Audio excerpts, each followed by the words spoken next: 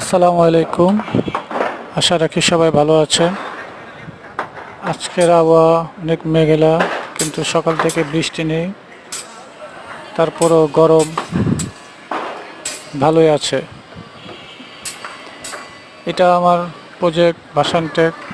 এখানে আমি project engineer হিসেবে দায়িত্বরত আছি।